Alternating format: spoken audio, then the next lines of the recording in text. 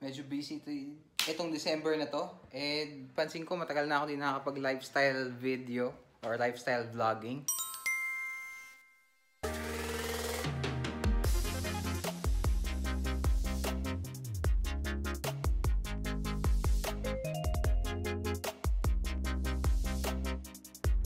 So, here's an update. Number 1, yung aking office setup, na bago ko na yung kortina niya. Number 2, naayos ko na rin yung layout niya. Number 3, we have Exia docked here, no? Ayan, ang aking bagong Mac Mini M2 na naka-dock dyan. Number 4, our Converge internet is in our office. So, yung home internet natin, nandito na sa home office ko. It still works kasi surprisingly, kapag kahit nasa malayo ka, nasa baba, it can still reach up to 20 to 30 Mbps on the basic na connection. Yun yung first connection. Kasi may dalawang connection to yung router ng Converge. Meron siyang normal, meron siyang 5G. Yung normal niya, it can reach up until 100 Mbps. Not bad, right? So, kapag the more na malapit ka sa Wi-Fi, syempre, the more na mas malakas siya. Now, kaya ko to inakyat dito kasi I want to take advantage of the 5G. The 5G is 300 Mbps almost. Nakapag-reach siya. And kung di ka naniniwala sa akin, fine, I get it. Okay lang yan. Okay na, ila-live ko na. Live speed test. Okay. Download. Kasi yung packet to screenshot kanina eh. So ayan, download the speed and upload speed. So kapag nag-finish siya, i-end ko na yung video obviously. Para nyo makita yung mismong IP ko. Okay na, ayan na, 288. 293.42. So, mas consistent siya kapag ka nandito talaga siya. Tada! Ayan na siya. Alright. Ako na? Okay. So, vlogging lang tayo.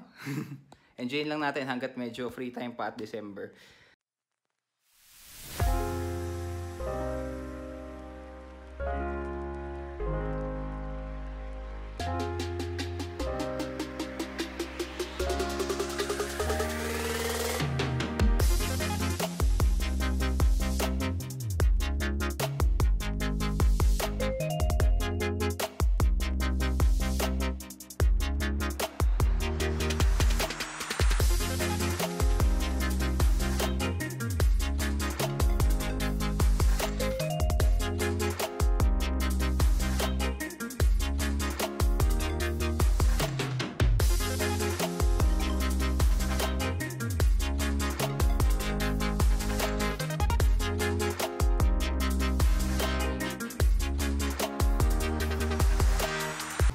Deliver lang tayo ng parcel. Guys, nakapunta na ba kayo sa O-Save? Ito, malaking branch sa Taguig to. So, pasukan na natin yung loob. Actually, nakapasok nga ako dito pero wala, makita ko na sa inyo. Pepsi, Cola. May mga branded stuff din sila dito. Like with Dali na talagang stick sila with their same brand. Ito, punta ako sa O-Save para dito. Diyan sa Gatorade na yan. Kasi naubos ang stock ng Dali. So, 39, 40 pesos, pwede na. So, update nga pala dito sa aking iPhone 8. Nagsishake na rin siya. So, I think kailangan ko na ipaayos ulit yung camera nito. Because common issue yan ng iPhone 8. Yung parang na yung camera nyo dito. Yung mga pamasko packages din sila dito.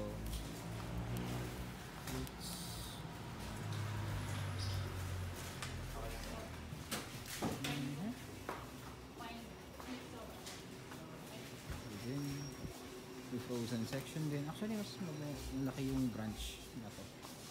Third, diba? Rice section. Okay, may Hermosa rice sila. So, Dali, ang brand din is Saka. So, yun, yung mga branded stuff din sila. Pero, unlike with Dali, mas marami yung branded stuff nila dito compared sa own brand. Actually, kagandahan dito sa mga gantong mga stores like Dali and O-Save is that they promote yung alternatives sa mga tao. Lalo na in a congested area katulad ng Taguig na medyo mahirap pumunta ng Pure Gold, medyo mahirap pumunta ng SM, no? So, hindi lahat ng tao pumunta ng C5 or ng BGC para lang kumuha ng items. Meron na rin dito. And even yung mga intercity barangays, no? Or barrios na tawag namin sa Taguig, meron mga multiple branches ng O-Save at Dali. So, panalo consumer nito kasi mas marami na tayong alternatives. Uwi na ako, medyo gabi na. explain ko sa inyo. First day, no? Yung sinasabi kong joke regarding na mag-deliver ako ng parcel, actually, ibabalik ko lang talaga yung e-bike na yon sa ate ko. Kasi sa ate ko na yun eh. Yun nga, so since kaila ate na siya, si Rex, no? Yung tawag ko dun sa e-bike ko na yun. Since kaila ate na siya, pinagpalit ko lang. Si Queenie yung sa akin na 3-wheel. So, nung pauwi ako, nung gabi, iba na yung e-bike na gamit ko. If you can see that, no? Dun sa video na yun. Woo! What a beautiful day!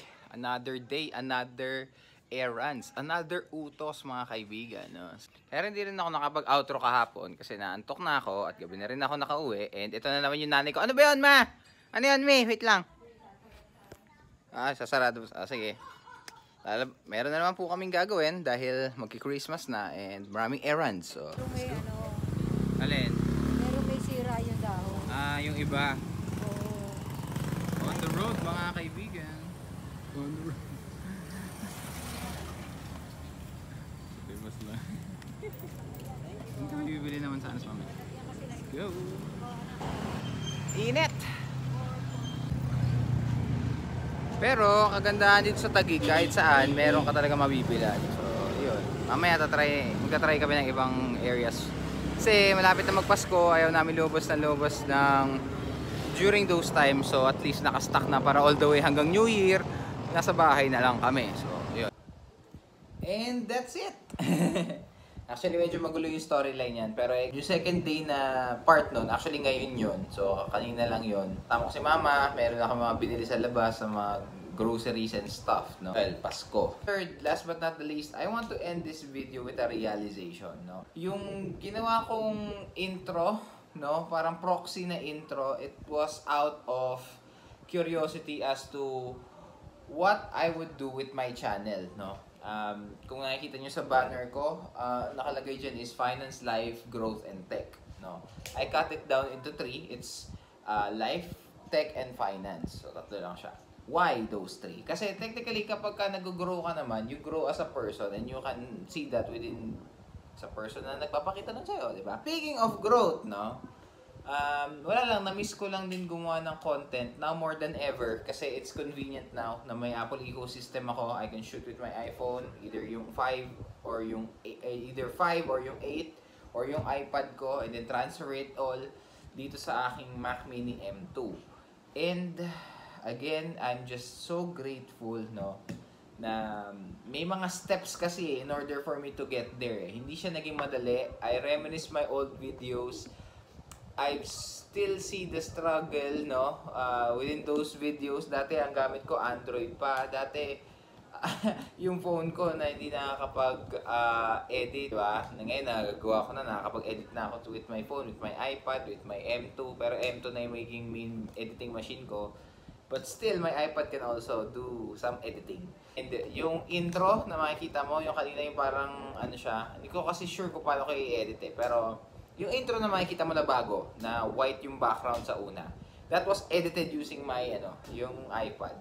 From starting sa scratch, as in mobile vlogging lang talaga tayo, to using different mobile platforms, I am just so lucky that I entered into creating this channel in that space. Kasi I also have viewed my brother's video, nakasama ko siya. I miss doing them. Kasi syempre, kapatid ko yun. And then secondly, I miss doing the fact na I can be rambunctious sa camera, no? Iba kasi ang content ko pag sa Facebook, syempre. Iba rin ang content ko sa YouTube. And really, to me, I'm just giving my honest self out there, no? Wala lang, parang it's a form of expression. Kasi at the end of the day, vlogging is something that I do as a hobby, no? Sabi nga nila, meron kang 3 hobbies dapat sa buhay, no? It's either one that makes you money, one that makes you happy, and the other one is a combination of both. And to me, no, if it makes me happy, I'll continue to do it, di ba? And I set for more growth, sige, go. Pero for now, with a lot of things that I have on my plate, I'll crave more stability on it, and I'm positive, no, na that I'll get it. By the way, itong t-shirt pala na to, libre to, no? Nung bumili kami ni Mama kanina sa palengke, no, hiniritan lang ni Mama kung meron do parang regalo or meron parang calendar, no? So, nabigyan tayo ng free t-shirt. in response. But, no, that's it. That's the end of this video. And papakita ko lang sa inyo no na yung setup ko while I'm filming this is ito naka-Facebook kasi I'll start working soon no after ko i-edit at i-shoot to. And then ito naman is yung YouTube channel ko na nagre-reminisce lang ako sa baba din kasi of how far I've gone no throughout my journey na pinakita ko sa inyo. Throughout the years ika nga. And walang ibang tao makaka-appreciate nun kung hindi ako before you guys. So as long as I'm having fun and you guys are having fun, then I'm all right with that. So pero again, with life no, hindi siya laging fun no, hindi siya laging positive. There are ups and downs, there are valleys in between no. Pero just to narrow things down na rin. I'm so happy right now. Even though, syempre may challenge. Hindi mo matatanggal ang challenge sa buhay, no? And, nakakatuwa lang din na even with those challenges, even with those rejections, even with those things that are inconvenient to me and my daily life, no? I still have the power, youth, and capability to do them.